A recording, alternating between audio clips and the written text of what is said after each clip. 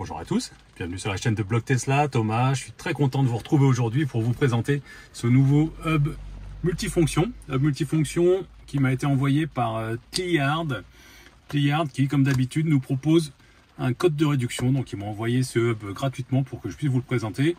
Et vous pouvez utiliser le code de réduction Blog Tesla FR pour acheter ce hub et aussi pour acheter tous les autres accessoires qu'il y a sur leur site. Je vous mettrai bien sûr le lien dans la description. Donc ce hub multifonction, qu'est-ce que c'est? Qu'est-ce qu'il nous propose? On va faire le déballage. Et bien c'est ça, une petite barre qui va venir s'installer ici au niveau de la console centrale. Je crois que ça se met dans l'autre sens. On a différents boutons, on a une prise USB, on a un passe-câble et en dessous on a deux petites diodes pour l'éclairage. Et on verra toutes les fonctions qu'on peut faire avec le bouton.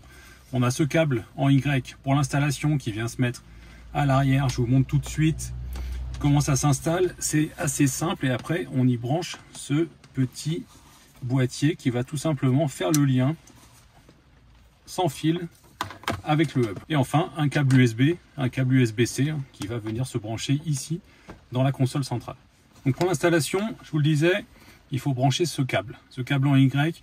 Il y a deux possibilités, soit sur les modèles 3 et les modèles Y, sur 95% des voitures en circulation, ça se met à l'arrière sous la ventilation au niveau des pieds des passagers arrière, soit sur certains modèles Y très récents, ça se met sur la gauche de la console centrale, ici, mais dans les deux cas, c'est assez facile à installer. Donc je vous montre sur la vidéo comment l'installer sur ma modèle 3 2021, c'est pareil sur les 2022 et sur les 2023, même celle d'avant.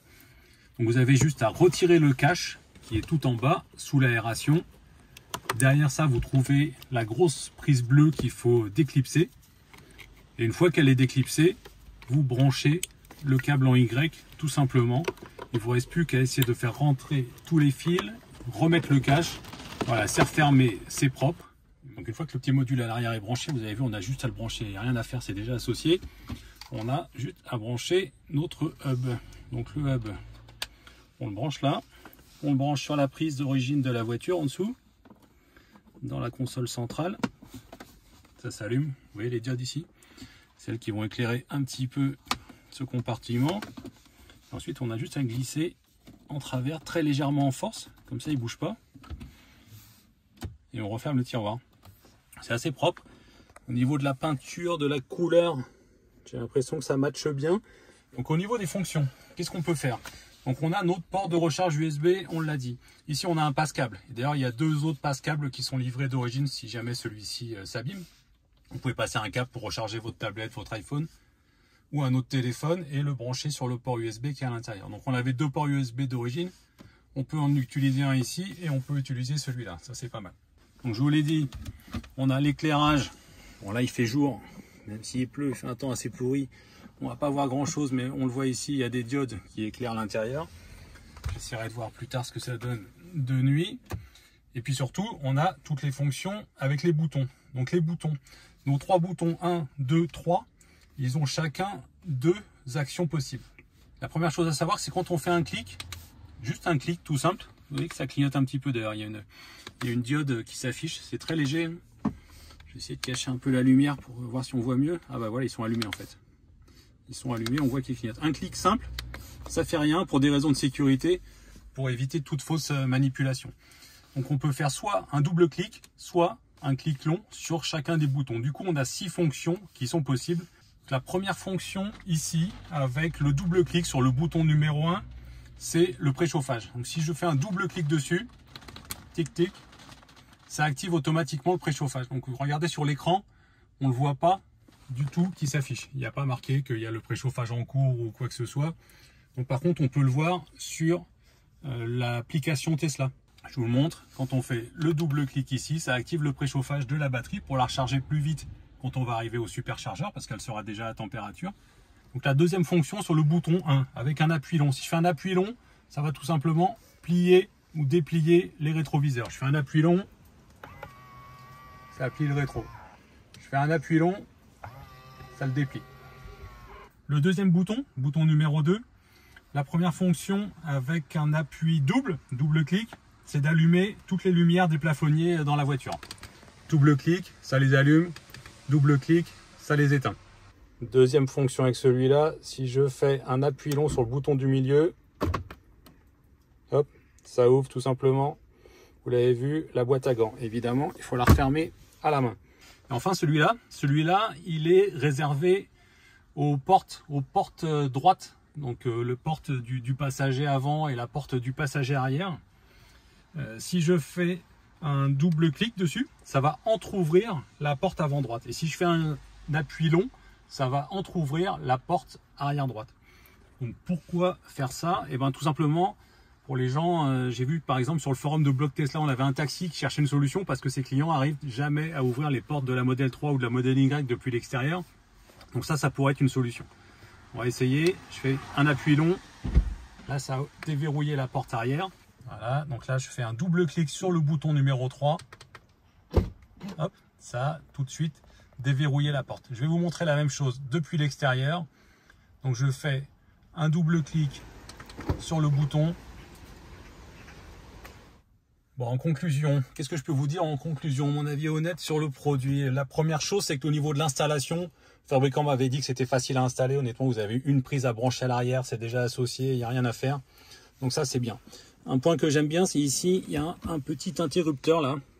Qui est là, je ne sais pas si vous le voyez, voilà, on voit que ça allume ou ça éteint la lumière. Du coup, à chaque fois que la trappe vient se fermer, ça éteint la lumière, ça c'est pas mal. Globalement, c'est bien intégré à la voiture. Il y a 3 boutons qui sont plutôt pratiques avec les fonctions qu'on vient de voir juste avant. Ce qui est bien, c'est qu'un appui court, ça fait rien. Donc là, ça évite les mauvaises manipulations. On a un port USB-C du coup qui est directement accessible. Ça, c'est un des points forts, un des points positifs. On a l'éclairage aussi qu'on vient vous le montrer. On a les 2 passes-câbles de rechange qui sont livrés avec. Et puis on a aussi pas mal de petits autocollants, des autocollants qui nous permettent tout simplement, si on se souvient pas, de voir toutes les fonctions. Je vais vous les montrer immédiatement. Voilà ce qui est livré avec. Donc il y en a beaucoup plus que les fonctions qui sont disponibles pour l'instant.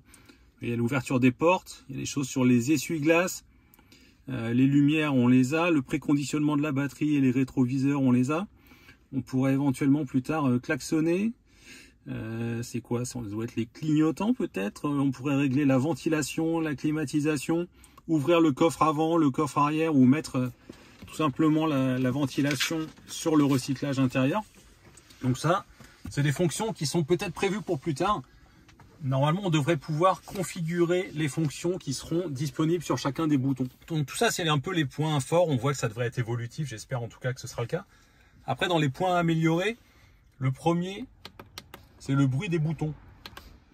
Ça fait un peu clic de souris. Ça dépend en plus des boutons, ils font pas tous exactement le même bruit. Celui-là a un petit picot, donc on le repère bien, on sait que c'est celui du milieu sans avoir à quitter les yeux de la route. Mais au niveau du bruit, c'est pas génial. Le passe-câble, bof, moi j'aurais préféré avoir 2-3 boutons en plus avec d'autres fonctions éventuellement. Je trouve que ça aurait été quand même plus sympa. Et puis le préchauffage, quand on veut faire le préchauffage de la batterie, c'est dommage que ça ne s'affiche pas sur l'écran, ça s'affiche uniquement sur l'écran du téléphone. Voilà un peu mon avis. Est-ce qu'il faut l'acheter? S'il y a au moins 1 ou 2 fonctions, des fonctions qui sont d'origine sur les boutons qui vous intéressent, oui, pourquoi pas, hein, si vous allez l'utiliser au quotidien, je pense que vous pouvez y aller. Après, juste la partie recharge, on peut se brancher aussi directement à l'intérieur. Ça évite d'avoir la trappe qui reste ouverte. Donc c'est quand même un avantage d'avoir cette prise sortie, si vous en servez évidemment. Si vous utilisez uniquement la partie de zone de recharge à induction ici avec votre téléphone, un iPhone récent ou un Android récent, il y a quand même moins d'intérêt, c'est clair. Après, si vous n'utilisez pas ces fonctions-là, il existe d'autres hubs qui ressemblent, qui sont uniquement branchés sur l'USB, qui n'ont pas les différentes fonctions qu'on peut avoir via ces boutons supplémentaires. Et si vous voulez que de la recharge, ça fera aussi largement le boulot. Donc, dans ce cas-là, tournez-vous plutôt vers un hub simple sans boutons. Si vous utilisez certaines de ces fonctions-là, prenez cette version avec les boutons. Le code de réduction Blog Tesla FR sur le site de Tliard nous donne quand même une super réduction. Donc il est à, je sais plus, 80 et quelques ou 90 € par là, une fois le code de réduction Blog Tesla FR appliqué. Donc ça reste relativement raisonnable. Dites-moi ce que vous en pensez, donnez-moi votre avis sur ce produit, aussi bien dans les commentaires en dessous de notre vidéo que sur le forum de Blog Tesla FR. Retrouvez-nous dans la rubrique dédiée aux accessoires des modèles 3 et des modèles Y. Et puis surtout, pensez à nous mettre un pouce sur YouTube et à vous abonner pour recevoir les prochaines notifications. Allez, à bientôt, salut!